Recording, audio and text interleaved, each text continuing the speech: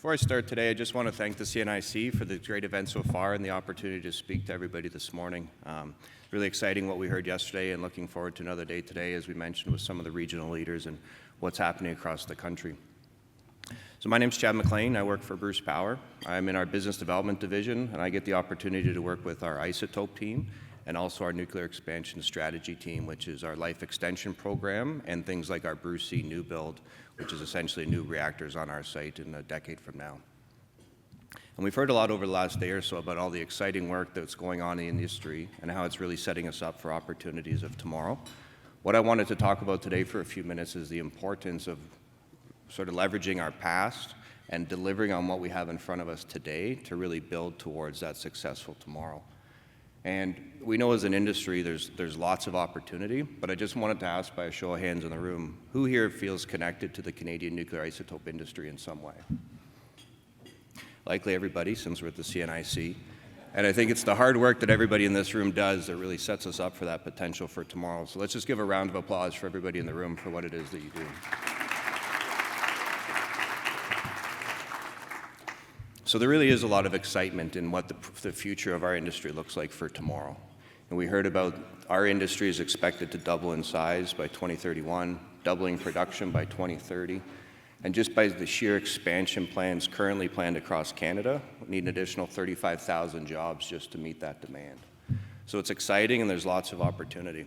But we also heard James Sconiak yesterday morning talking about the number of people across the world that still don't have access to some of the treatments and some of the care that's available, and what we can continue to do to get those into the hands of more people, which I think is ultimately what we all want, is saving lives through enhanced treatments for more people.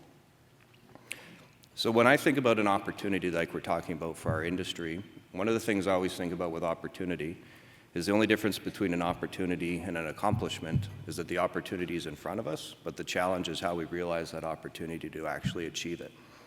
And I really think it's how we can leverage that strong Canadian past that we have as an industry and take advantage of the unique opportunity that we're in right now to set ourselves up to build for tomorrow by doing what we need to do today.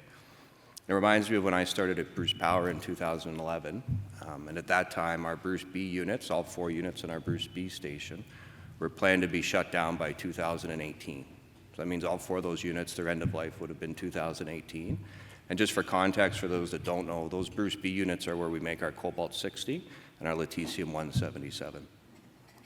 So through the work of our life extension teams, we've been able to life extend all 4 of those units, and they're now planned to operate out until 2064. So that's important to me for 2 reasons. Is one, it means that we can continue to supply the cobalt-60 and lutetium from Bruce B till 2064. But it also reemphasizes the importance of delivering on what we have in front of us today to build for that tomorrow. So at Bruce Power, we talk about safe, reliable, and securing tomorrow. And what that means in the context of Bruce Power is we need to safely operate every unit that we have on site today and reliably deliver those life extension programs to get us out till 2064. And then that builds the confidence for us to get into longer term things like a Bruce C new build. And I see a lot of parallels with where we are in the Canadian nuclear isotope industry today. We've got that strong Canadian past. We've got an excellent position in the present, but we really need to come together and realize how we're going to maximize those benefits for tomorrow. So as an industry, you can see we've got a number of key successes to build on in the past: collaboration, production capability. It's endless what we've done as an industry over the past few decades. Still, like any industry, a number of challenges in front of us, largely based on constraints as we expect growth and a lot of exciting opportunities to come.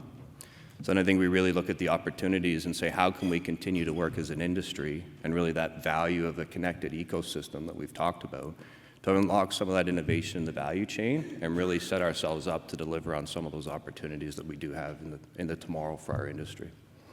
So just before I close, I just want to reemphasize it's exciting to be up here and to be able to listen to all the work that's going on in the industry and what it really does to set us up for that exciting tomorrow. But how we can work together as an industry to leverage that strong Canadian past that we have and our reputation as a reliable industry leader across the world, and collaborate to unlock some of that innovation and turn some of those realities that we see tomorrow as an industry, opportunities that we see tomorrow into realities today. and really ultimately achieving that common goal that I think we all share of gaining greater access to more patients, to more treatments across the world, and how we as the Canadian nuclear isotope industry can be the leaders in continuing to do that and driving forward. So with that, I just want to say thank you, and I hope everybody enjoys the rest of the day. Thanks, Chad, and thanks, Bruce Power, and to the CMIE for helping us open up Day 2.